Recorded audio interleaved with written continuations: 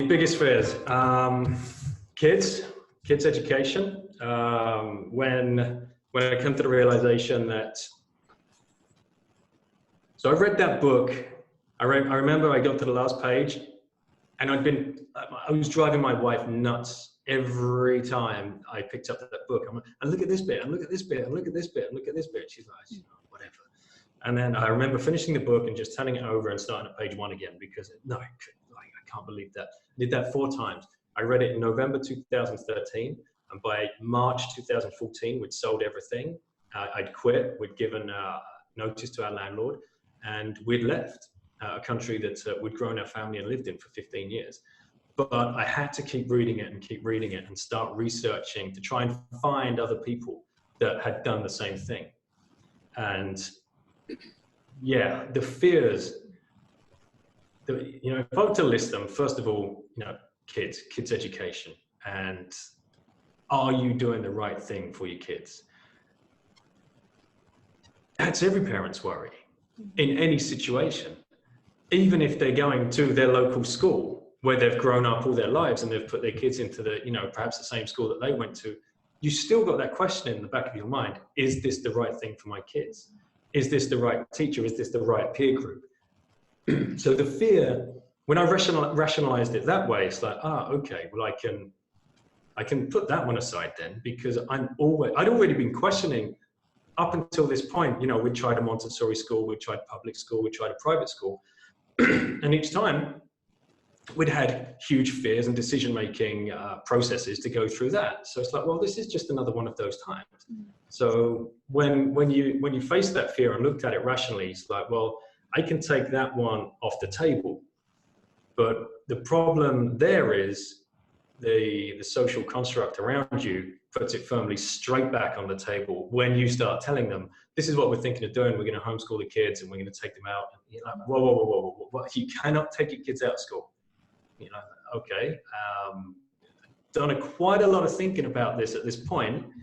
This isn't just a knee-jerk reaction. My wife Claire and I, we've had many sleepless nights over this, and we think this is what we need to do.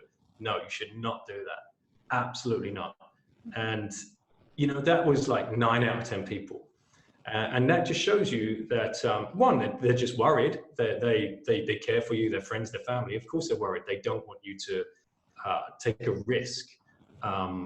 But also, the people that are telling you this are the people that have never done it. Mm-hmm.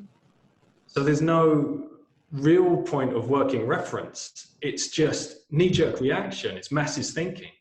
And once you realize that, you're like, okay, I'm getting all of this unsolicited advice from people that don't actually have any working knowledge of it. And then when you did start finding the people that had world schooled or homeschooled, their story was completely different. And then you met families that had done both and were doing both. Yes, we travel, and when we travel, we find a place, live there for 2 to 4 months. We put the kid in a local school so they can get immersion, language, and things like that, and culture. Okay. And then there's all these other different ways that you can do it, and all these doors just started opening. And once you go through a door and start exploring it, you drop into a rabbit hole of possibilities. So that kind of slowly, we managed to iron the creases out of that fear. Then obviously finances and having a place to live, having a roof over your head. My biggest fear was, are we going to go bankrupt and end up living under a bridge?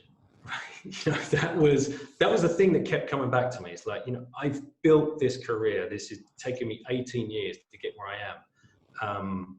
I can't just walk away from it. And again, that was conventional wisdom from your peer group and your friends and family. Look, you put all this effort in. Why walk away now? Why walk away now? Why walk away now? And again, a lot of thinking around that and a lot of research. And it's when you realize that all of that is just, you don't want to bow to sunk costs. If you are, yes, you've done 18 years, isn't 18 years then plenty enough for you to make an informed decision that you don't like it anymore and this isn't something that you want to do? And you shouldn't just stick around because that's what society deems, that you should be doing. So when we started rationalizing around that, it's like, well, okay, could we actually go bankrupt and be living under a bridge? That's ridiculous. Like, no, because, you know, if the absolute worst thing did happen and for whatever reason, somehow you just went out and spent all of your money in the next 2 to 3 months, which who would actually ever do that?